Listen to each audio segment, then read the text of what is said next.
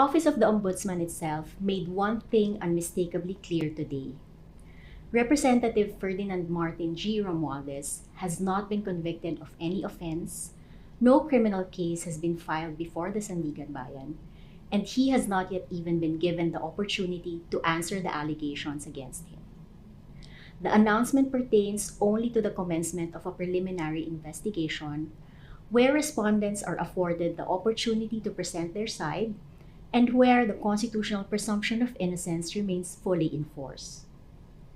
Representative Romualdez has not yet been formally served with a copy of the complaint. Once we receive it, sasagot po kami ng buong buo.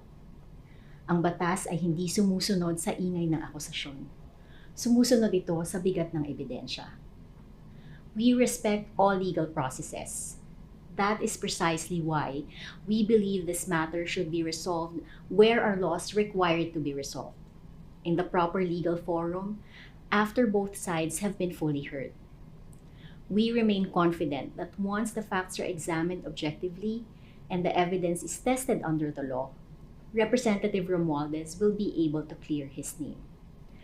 We deny, in the strongest possible way, any insinuation that Representative Romualdez has attempted to evade the legal process. Uulitin po namin, kailanman ay hindi nagtago si Representative Romualdez.